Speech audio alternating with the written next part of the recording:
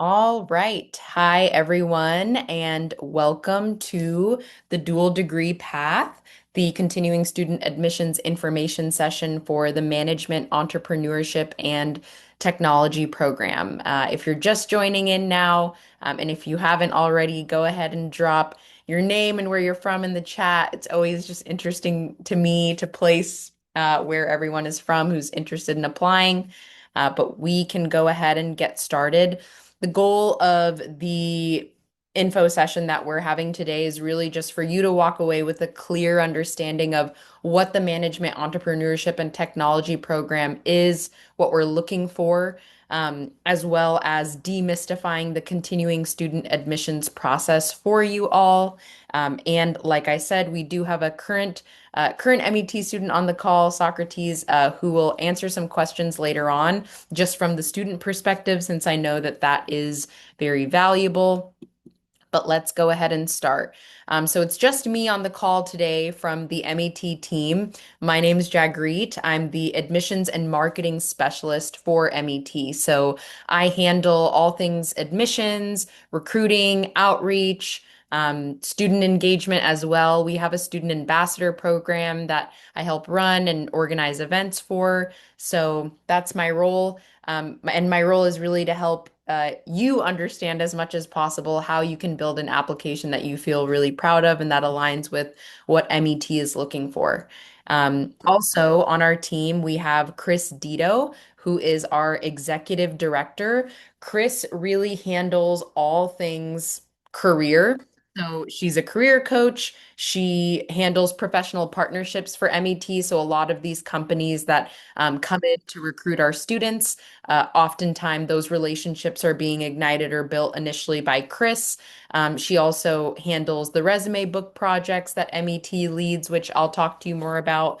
But yeah, she really is amazing, and hopefully y'all get to meet her at some point. Um, and Shoykut Chaudhry is our faculty director. He is also the faculty director of the eHub or the Entrepreneurship Hub at Haas. He really leads all things entrepreneurship in the program. His insights are really valuable. He leads the special topics course for the MET classes, which includes the first year course for MET students who joined in their very first year of college, and the third year course, which if any of you on the call are thinking about applying to MET, which I would hope that you are if you're on this call, then you'd be taking this third year class with him as well. He really breaks down the minutia of like what entrepreneurship actually is and how to think like an entrepreneur. So Shoykut's really wonderful. Dawn Kramer is our director of strategic initiatives here at MET. So she focuses on all things degree planning, academic advising. She organizes the study abroad program for MET. And she also help strategize for a lot of the new programs and initiatives that the program has. Katie Duplessis is our program coordinator. So when you're thinking like financials, logistics, events, that is all things Katie. And that's the team, the staff that makes up MET. So hopefully that gives you a sense of like who does what. And moving on to what MET actually is. So it's a dual degree program where you're able to earn two Bachelor of Science degrees in 4 years. The overall goal of the program is to accelerate visionary leaders. So in addition to earning a degree from the College of Engineering, the prestigious College of Engineering, which you all are already doing and is already a huge accomplishment, very cool, you'd also be getting an education from the Haas School of Business. And the ultimate goal would be transforming you to have the skills that you need to reshape the world in sustainable and scalable ways. A big focus of MET is really making sure that we get y'all in front of the opportunities that you're the most excited about. And because we do have a smaller cohort, we're able to do that. So some of the things that are specific to MET would be the small cohort experience. You all are already at Berkeley, so I'm sure that you've already heard about MET being on the smaller side. We have 200 students about total across the entire program that are currently enrolled in MET. The program offers one-on-one academic advising with our Director of Strategic Initiatives, Don Kramer, and one-on-one career counseling with Chris Dito, who prior to working with MET ran the career department for MBA students at UC Davis. You also get access to private networking events, including employer meet and greets, startup fairs, and special alumni events. Just like next week, we have a cool alumni event happening at Greylock, which is super exciting. And another big perk of MET is curated resume books that are shared with recruiters. So we gather cohort resumes. So essentially, each cohort is placed into a resume book with the rest of their cohort, and that is shared with recruiters from different companies, hand delivered by Chris Dito herself. And we have a ton of dedicated programming that is really made just for you. So I'm going to talk to you a little bit about the Entrepreneurial Fellows Program, EFP, the Professional Development Grant Program, Lunch with the Professor, events that we have every semester with industry professionals, which includes fireside chats, job hunt huddles, company treks. I mentioned that I help run the ambassador program, which is really meant to help conduct outreach for the program. And also, it focuses on community uplift. So, in which ways can MET give back to the larger community that we are, part of the ecosystem in?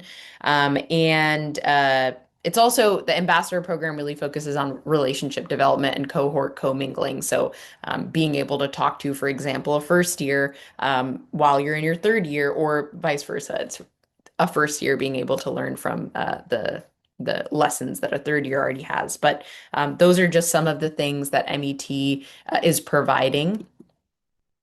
We have 8 academic tracks that we offer, although really when you're thinking about continuing student admissions, it's more like 7, since we're not actually considering applications that are coming in engineering undeclared. So the official majors for the MET continuing student admissions track would be aerospace plus business, bioengineering plus business, civil engineering plus business, electrical engineering and computer sciences plus business, industrial engineering and operations research plus business, material science and engineering plus business, mechanical engineering plus business, and that last one we're just gonna pretend is not there. But what I am going to do right now, if you see me looking over here, it's because I've got 2 computers as I'm joined on this Zoom in 2 different directions. But I'm actually going to drop the undergraduate catalog for you all to reference because I find it incredibly helpful if you're just trying to get a sense of academically what does it look like. A lot of you are already quite familiar with your respective engineering tracks and maybe what classes you need on that side. But looking at the undergraduate catalog, you're actually able to filter down to the dual degree paths for these majors so that you can get a sense of what Haas classes you would be taking if you were a part of MET. Going into MET program highlights, really looking at the class of 2025, our most recent graduating class. We had 50 graduates in the class of 2025. Their average starting salaries were 153,000, and we had a 96% placement rate. Honestly, like one of the people just did not respond to us, so we don't know what they're doing. Hopefully, they get back to us soon. And one person is still considering their options. So that's kind of where we're at out of the 50. For MET alumni that are pursuing graduate degrees, we've seen placement at Carnegie Mellon, MIT, as well as UC Berkeley for a graduate program. And the top companies that were hiring MET students for the class of 2025 were Microsoft, Snowflake, Reddit, Citadel, Amex or American Express, Amazon, Apple, OpenAI, Google, Tesla, Databricks, JP Morgan Chase, Jane Street. There might be a company that you have in your mind that you're like, I don't see it there, and that's where I want to work. If I could tell you one thing about Chris Dito, our executive director, if you have a company that you want to work for and you tell her that that's a company that you want to work for, she will give it her darndest to get those people in front of you and really highlight what an excellent individual you are. And again, that's just the the strength of having a program that's small enough to where you're able to get to know each and every student and be able to, pull those strings when possible. So, going into some of the program offerings and events that MET offers, starting with the employer meet and greet. So, employer meet and greets are boutique career fairs for MET students to mingle with potential employers from various industries. So, it's your employer meet and greet that you're picturing just at kind of a much smaller scale. So, we'll have for example, at our last one, we had about 50 companies present at the meet and greet with 160 students. So it is a much smaller, kind of privatized networking event where you're able to speak with recruiters from companies and learn a bit more about what you'd be doing there. And this is also where the resume books come into play. Every single employer that leaves this meet and greet is given a resume book with your cohort. So your just visibility chances overall go up as well as your ability to just get in and have those conversations. I'm actually going to go ahead and try to share the Airtable so that you can see what companies joined this year for the employer meet and greet. Just a second. Okay.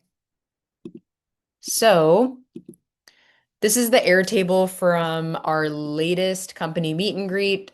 These were the folks that were able to join and come represent and recruit meeting MET students, which was super awesome. We shared this Airtable just before the meet and greet to give students a chance to get a sense of like who is going to be there. And like I said, if when you're looking at that Airtable, you're thinking there's a company on my mind that I don't see, I can again guarantee that one of the cool things about this being an innovative and relatively new program is that we are quite literally constantly learning and growing, and we have a stellar team of individuals that are help making those connections happen. Next, I'm going to talk a little bit about the Entrepreneurial Fellows Program. So, the Entrepreneurial Fellows Program is a program that's specific to MET students where MET students are able to intern with an affiliated startup for 10 to 12 weeks and receive $6,000 total or $2,000 a month in grant funding to participate. So, the startups that we partner with for the Entrepreneurial Fellows Program are all sourced through Techstars, Y Combinator, and Berkeley Skydeck. These are pictures from our last Entrepreneurial Fellows Program Startup Fair, where startups were able to give a 30-second pitch on what they're all about before they went back to their respective tables and started talking to and recruiting MET students. So honestly, that was a very fun event. A lot of like high energy. We had an air horn. If the startup founders talked for like 31 seconds, we'd blow the air horn. So it was pretty cool. But this is just a great opportunity for you to get boots on the ground startup experience as well as getting paid for your efforts since MET does recognize that sometimes hard and early tech for you to be able to, and I know tech's not the only industry everyone here is shooting for, but it's sometimes challenging to get that experience and also not get paid at the same time, especially in the economy that we're in. So EFP was really born out of the desire to get students the career experience that they need and want, but also being able to like eat for the month of June, July, and August. So hopefully that's a helpful little read of that. And then we also have lunch with the professor. So this is a program where current MET students are able to invite a faculty member from Berkeley Engineering or Berkeley Haas, and they'll have lunch at the Berkeley Faculty Club, courtesy of MET. So MET covers the lunch. It would just be your job to ask your very favorite professor if they'd be willing to go to lunch with you at the faculty club. But the goal of this program is really just to help develop those close-knit relationships, even though we're at a pretty large public university. I know that, especially, I'm thinking about for things like TA opportunities, research, it really helps to have that closer relationship with a professor, and this program helps enable that in a format that can feel really comfortable for them. So I think that this has been really great, and you might see some familiar faces in these pictures, either from the student side or from the professor side. But it's been really cool to see this grow and flourish.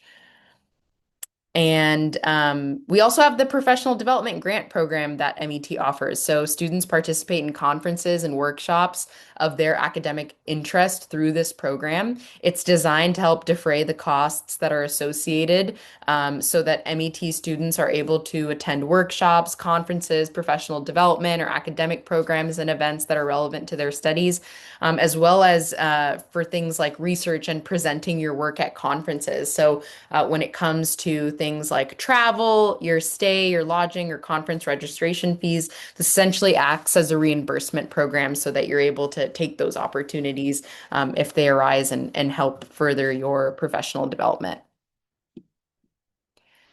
This is the last programming that I'm going to talk about before I get into the actual admissions process and what we're looking for. But we also offer the Capstone Immersive in New York City, which is now becoming a regular offering for MET students. So we had about 19 MET students travel to New York City with the MET team to do in-person company visits, networking sessions, and hands-on workshops. And it allowed MET students to connect with professionals and explore finance, consulting, tech, media industries, and just kind of help broaden the horizons beyond just like the Silicon Valley and what we have here in our backyard, so that students are able to. And it seems like it's been really successful in that way. Envision paths that they may not have previously thought of. So, this is a really awesome thing that we're really excited to be offering. And I can already say from the students that I know that participated that it's been really eye-opening for them. It's a brand new offering that they went for the first time this past spring, and our second cohort's going this upcoming spring. But it is quite exciting, and we're happy we're able to offer it to our students.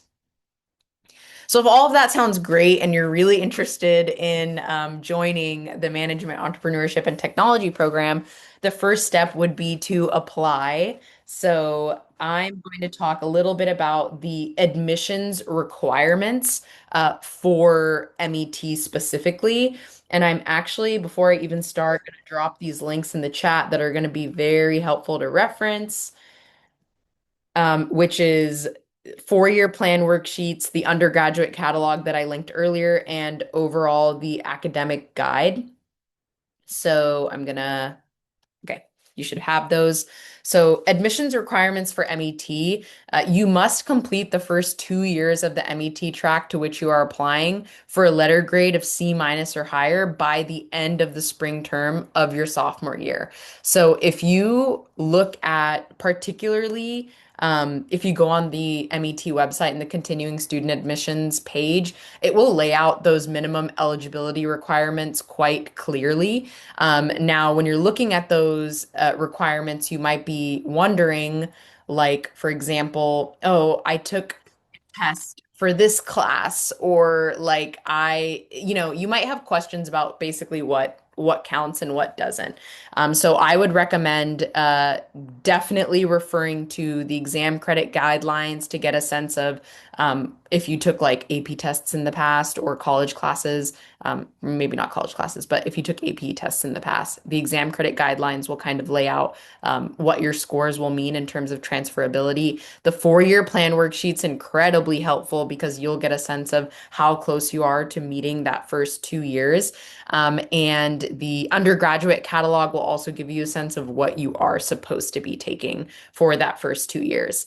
The UC GPA that you need to have to be considered for admission is a 3.0. And then in addition to that, you must submit a written essay and a video essay as a part of your application. So I would say those are the big three right there. Having the prereqs done by the end of the spring term of your sophomore year. So maybe you're like in classes right now that you would need, or when you're applying, you just kind of report your grades on those classes that you are taking at that time once the semester is over. But that's like a must. A big thing I'm just going to say right now is like we had a really big, it's been challenging with physics in particular. That's what I'll say. Physics 7A and Physics 7B, right? I will say we're gonna crack down. Like it's a requirement that needs to be done by the time that you are applying, or you need to have a really clear plan for getting it done. Sometimes we would see things like, oh, I'm gonna finish physics next year when we know that like in the fall it's like almost impossible to get into that class. So please do try your very darndest to complete the first 2 years because if you have missing courses, it's just going to disqualify you from being considered. So this is kind of baseline admissions requirements here. And if we get into what we look for. So now comes to the part that you can control really a lot more, which is like your essay and your video. These are the four pillars that we look for. The first one being academic excellence. So demonstrated sustained academic achievement in the advanced curriculum that's available to you. Leadership. So initiative through meaningful involvement in your school, family, or community. Remember that leadership can look a lot of different ways. Emotional quotient, so the capacity to understand and manage emotions in positive ways to relieve stress, communicate, and build relationships with others.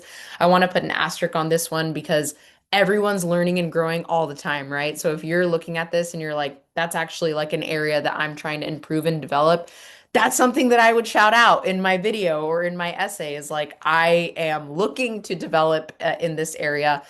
It's not that you need to be perfect, check, check, check in all areas. These are just things that we look for. And then, kind of a given is tech skills and entrepreneurial interests. So, combined with a strong aptitude for math and science, the ability to communicate your interest in entrepreneurship. You all are in the College of Engineering, which was insanely difficult to get to already. So, I want you to give yourself a round of applause before I say anything else. But I think the piece that's really important here for you in this particular audience is communicating the interest in entrepreneurship.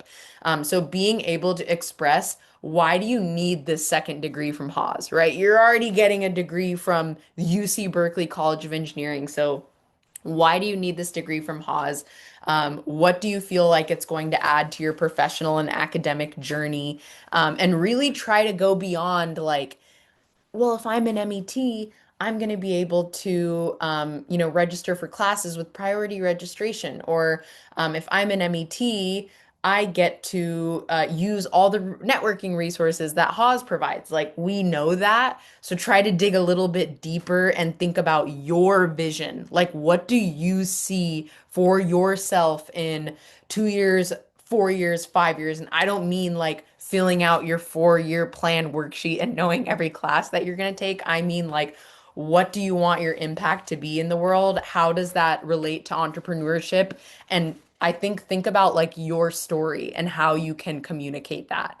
That would be my biggest advice in terms of that last pillar, tech skills and entrepreneurial interest, because you have like 50% of the package already because you're already in the College of Engineering. So really focus on that entrepreneurial side and or that management side, right? So I'm going to talk about the supplemental essay prompts, but before I do, I'm going to talk about the timeline for the continuing student admissions pipeline admissions pathway. So next year on March 2nd, 2026, applications will open. You apply through Haas, but you'll be able to go on our website and apply.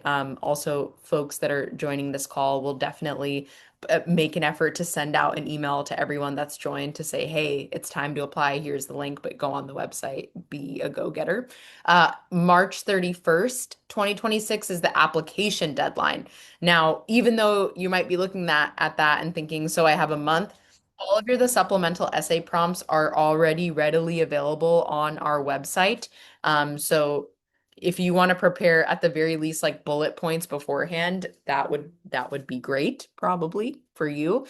And then let's say that you choose to apply and then you kind of decide, I don't know, I don't really want to do it anymore. I don't know why that would happen, but you can withdraw your application by May 22nd in 2026. And you would know if you're joining MET by mid-June. So like early next summer is when you would find out. So that's the overall timeline.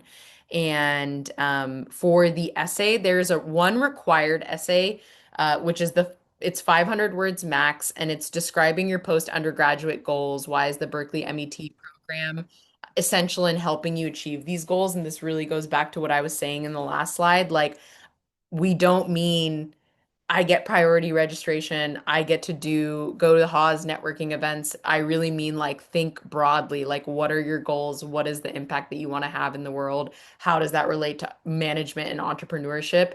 That's what you want to be communicating in that required essay as clearly as you can.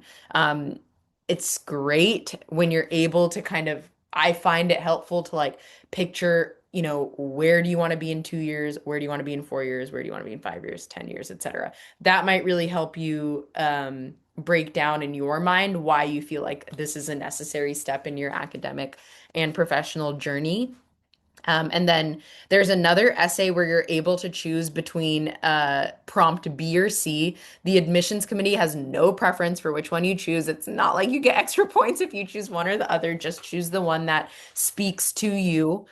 So B would be describe a time when something important to you did not work out as planned. How did you respond and what did you learn from the situation? I don't know if anyone on this call actually applied to MET when they were applying as a first year. But if you did, SAB would be a really great opportunity for you to talk about what you've learned in college since, applying the first time.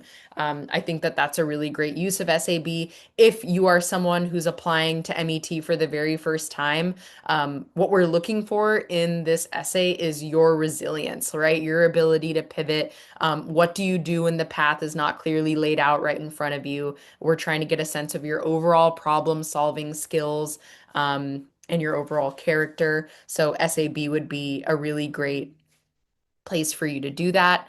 And then SAC is if admitted to Berkeley MET, how would you help develop a sense of belonging for classmates from diverse communities? What challenges do you anticipate and how will you respond to them? So obviously SAC is a lot more community oriented, right? You would be entering a cohort if you were to be admitted to MET. So really thinking about the role that you would want to play in that cohort, community efforts that you would be interested in. This would be really a place for if you feel like you're a really community person or you see yourself existing in the part of a whole. I think that SAC would probably be better for you if you were in that kind of lane. But again, B or C, we have no preference. They're both given equal weight in the admissions process. And then there's an optional SAD that just says, okay, and also to be clear, so SAA everyone has to respond to. For the second essay, you choose to respond to B or C, but you have to do at least one of those. And then the SAD is optional, so you don't have to do it. It just says, is there any other information that you would like to share? This is a great time to explain any academic issues that when you're reporting on the application, if they give you pause, that's a great place for you to explain like something that is going to come up on your transcript, any grade disputes that you have, things that happened to you in your life that impacted your ability to perform in certain classes, and just things in general that have happened to you that have impacted your overall college journey that you feel are relevant to the admissions decision. That would be a great place to do that. And that's 250 words maximum. So for video essay themes, we are not posting the exact questions on the website to avoid overall scripting, but there are still ways for you to prepare and overall orient yourself and think about what you would want to talk about in the video. I can say that the video is 6 minutes in length and you get 3 attempts to record yourself. Once you hit record, it's running. It's running for 6 minutes. So you just got to go and do it and answer the questions. But if you're like, okay, I messed up, you have two more chances after that first chance. So three total attempts to answer 3 questions. In a 6 minute maximum video. And for the themes, they're going to focus on community impact. So again, I'm really channeling the uh, Hawes defining principle that says beyond yourself. So what are you doing beyond yourself? Who are you beyond yourself? Community impact is something that we do care about and we'll be looking into. Your academic and professional goals. This really, again, reminds me of your required SAA. That is not me telling you to regurgitate what you write in your required SAA, but this is a time for you in real time to talk to us about your academic and professional goals. And again, think more broadly and not just your UC Berkeley experience, but beyond. And then resilience and personal growth and the potential for growth. So I mentioned before that emotional quotient is a skill that we develop in a lot of our students, or it's a big goal of ours to develop. So, or there's a ton of other things that you might be thinking like within yourself that maybe you didn't do well at, that you've reflected and you want to do better. Being really transparent and raw about like what that was. Like we want to get to know you as a person. We don't expect you to be like a perfectly polished robot when you're doing this video. We want to get a sense of who you are. Authenticity is going to be a point for you. Even if you stumble on your words, but you feel like it was an authentic, genuine response, no one's going to dock you for stuttering or saying that's just like life. So focus more on the overall themes and how you would want to respond to those, rather than making sure that you're like perfectly presented on the video. Okay. I know there's so many questions in the chat, which I'm actually going to read through, but I'm not going to jump right into responding to them right now because I want for us all to hear from Socrates, who's a current student in the program who was admitted to MET through the continuing student pathway. So I'm going to pass it off to him and then try to make sure there's time to answer your questions afterwards. But Socrates, if you could unmute and share a little bit about yourself. I have your major and your class listed here, but just about you, who you are, what you do, anything relevant to your professional life, it'd be great. So you can just give us like an intro to Socrates. Yeah, so hi, I'm Socrates. I'm now a senior in university studying like economics and business. Yeah, so I pretty much joined through like the continuing students admissions process. Um, yeah, so like this past summer, I was working at OpenAI, specifically like on AI integrity. But I've been previously like working at Google, Meta. Um, but yeah, I mean, regarding my background, I pretty much grew up in Peru my whole life, and then came here like three years ago. Um, and then, but I've been pretty much like doing so much stuff for like social good, like when I was like high school. So yeah. Thank you so much, Socrates. And I have some general questions for you that we'd love to hear your perspective on that I think could be super helpful. The first one being, how have you been able to grow professionally and academically through the resources and opportunities provided by the MET program? Yeah, so I don't know, there are like many areas that the M.E.T program kind of helps with. For example, like I remember when I joined, there was like the career fair, and it was super helpful because like we had the recruiters come and talk with us. And that kind of helped to like kind of get to know or like get kind of a first interaction with recruiters from like companies, and then that kind of also followed along with like um how do you call it, interviews and process with that for like recruiting in terms of getting internships and things like that. In terms of resources, yeah, so the MET program also offers like a place to study, or like a place for like kind of meeting with other people from the program. Like now it's like located in the Grimes Engineering Center, which is super cool. I've been there like a week ago, and it was super nice because there was like a space to like study. But yeah, I mean, but I think that the main thing is like just the people there, like that I've been able to meet people who are like I've been getting closer to people from the program, and every single person I met was like amazing. So I just think that that's the main thing, like getting to know the people from there. Thank you. Okay. This is a big one, and I'm excited to hear your answer on it. No pressure, but how did you demonstrate entrepreneurial interest in your application to MET? you can like go back in your mind and think about like maybe not exactly what you wrote about, but when you were applying to MET, how did you highlight that interest in entrepreneurship? Yeah, so when I was like in high school, I pretty much was doing stuff for like social good, like creating like projects for like social good. And then I got like more into like entrepreneurship. Um, yeah, so then when I got to college, I essentially I was kind of creating like some kind of side projects slash startups for fun.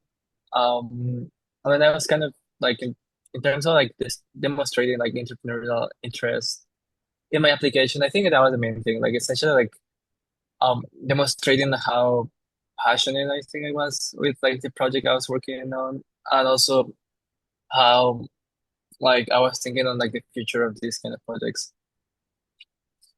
Thank you so much.